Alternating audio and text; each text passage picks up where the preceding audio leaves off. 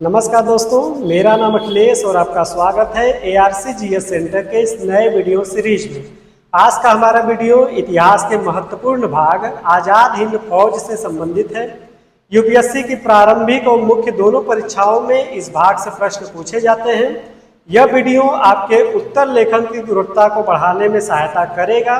तो चलिए वीडियो की शुरुआत करते हैं। आज़ाद हिंद फौज भारतीय स्वतंत्रता संग्राम का एक ऐसा अध्याय है जो साहस, समर्पण और देशभक्ति की अनगिनत कहानियों को समेटे हुए है।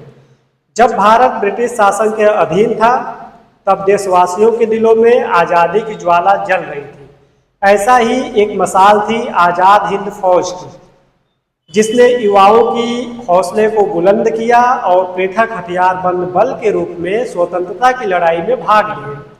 नेताजी सुभाष चंद्र बोस के नेतृत्व में इस सेना ने ब्रिटिश साम्राज्य के खिलाफ न केवल युद्ध किया, बल्कि अपने साहस से भारतीय इतिहास में अमिट छाप छोड़ी।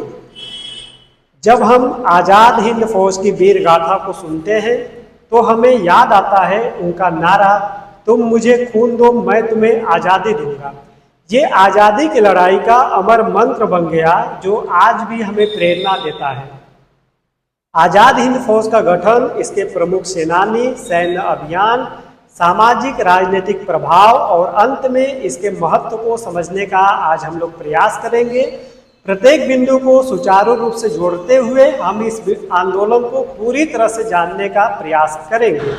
आइए सबसे पहले समझते हैं कि आज़ाद हिंद फौज की स्थापना और इसका प्रारंभिक समय कैसा था। द्वितीय विश्व युद्ध के दौरान साल 1942 में दक्षिण पूर्व एशिया में रह रहे प्रवासी भारतीयों और ब्रिटिश सेना के भारतीय मूल के बंदियों ने भारत को आज़ाद कराने की मजबूत इच्छा के साथ मिलकर एक अलग स्वतंत्र सेना की नींव रखी, जिसे आगे चलकर आज़ाद हिंद फौज के नाम से जाना गया। इस फौज का मुख्य उद्देश्य था ब्रिटिश साम्राज्य को ताकत के बल पर भारत से हटाना और देश को स्वतंत्र कराना।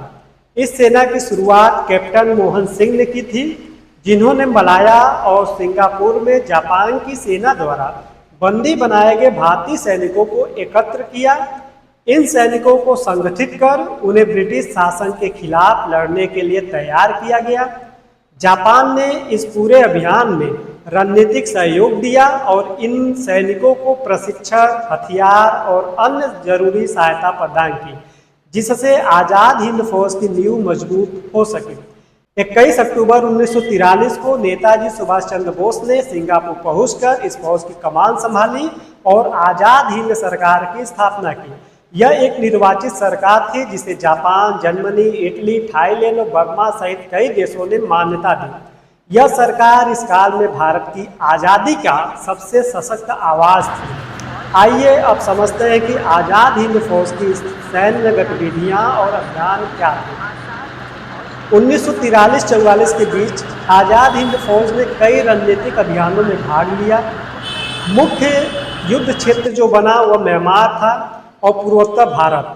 1944 में INA ने जापान के मदद से इम्फाल और कोहिमा को भी की ओर मार्च किया और इसी समय दिल्ली चलो का नारा देते हुए फौज ने भारत की सीमाओं की ओर बढ़ी। कठिन मौसम, आपूर्ति संकट और जापान की हार ने इस अभियान को विफल कर दिया।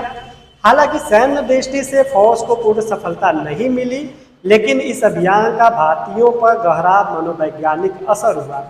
पहली बार एक भारतीय सेना ने औपनिवेशिक ब्रिटिश सत्ता को चुनौती दी। आइए अब समझते हैं कि आज़ाद हिंद फौज का सामाजिक और राजनीतिक महत्व क्या था। आज़ाद हिंद फौज का प्रभाव केवल युद्ध क्षेत्र तक सीमित नहीं था। जब 1945 में ब्रिटिश सरकार ने दिल्ली की लाल किला पर INS के 3 अधिकारियों कर्नल प्रेम सहगल, मेजर शाहनवाज खान और गुरबख्श सिंह ढिल्लों पर मुकदमा चलाया, तो पूरे देश में जनाक्रोश फैल गया। इन मुकदमों ने भारत में राष्ट्रवादी आंदोलन को नया बल दिया। महात्मा गांधी, जवाहरलाल नेहरू जैसे राष्ट्रीय नेताओं ने फौज के कार्यों की सराहना की। पूरे देश में छात्रों, युवाओं और सैनिकों में आज़ादी की भावना और तेज हो गई। आइए अब समझते हैं कि आज़ाद हिंद फौज के प्रमुख सदस्य और रानी झांसी रेजिमेंट क्या थे। नेताजी सुभाष चंद्र बोस इस सेना के सर्वोच्च नेता थे, परंतु उनके अलावा कई अन्य प्रमुख नेताओं और सेनानियों ने भी इसमें योगदान दिया। लक्ष्मी सहगल के नेतृत्व में रानी झांसी रेजिमेंट की स्थापना की गई। यह एक पूर्ण महिला रेजिमेंट थी। यह रेजिमेंट भारत में पहली बार महिलाओं को सैन्य भागीदारी का प्रतीक बना। कर्नल प्रेम सहगल, शाहनवाज खान और ढिल्लो जैसे अधिकारियों ने कई मोर्चों पर सेना का नेतृत्व किया। आईएनएस की सबसे बड़ी विशेषता थी इसकी विविधता। इसमें हिंदू, मुस्लिम, सिख, ईसाई सभी धर्मों के लोग थे जो आज़ादी के लिए एकजुट थे। आइए अब समझते हैं कि आज़ाद हिंद फौज का पतन, विरासत और महत्व क्या था। 1945 में जापान के आत्मसमर्पण के साथ ही आज़ाद हिंद फौज का सैन्य अभियान भी समाप्त हो गए। इसके बाद अधिकांश सैनिक गिरफ्तार हुए और ब्रिटिश सरकार ने उन पर मुकदमे चलाए, परंतु इसने पूरे देश में जो जनजागृति उत्पन्न की उससे अंततः भारत की स्वतंत्रता की प्रक्रिया को तेज कर दिया। ब्रिटिश शासन के अंत में तत्कालीन ब्रिटिश प्रधानमंत्री ने भी ये माना कि भारतीय नौसेना विद्रोह और आज़ाद हिंद फौज का प्रभाव भी वह कारण बना जिससे इंग्लैंड को भारत छोड़ने का निर्णय लेना पड़ा। आज़ाद हिंद फौज का वास्तविक मूल्य इसकी राजनीतिक चेतना, युवाओं को संगठित करना, औपनिवेशिक सत्ता के विरुद्ध संघर्ष को प्रत्यक्ष युद्ध में बदलने में निहित था। अगर हम इसके निष्कर्ष की बात करें तो आज़ाद हिंद फौज भारतीय स्वतंत्रता संग्राम की वह मिसाल थी जो विभिन्न भाषाओं, धर्मों और संस्कृतियों के लोगों को एक सूत्र में पिरोकर स्वतंत्रता के लिए लड़ने को प्रेरित करती रही।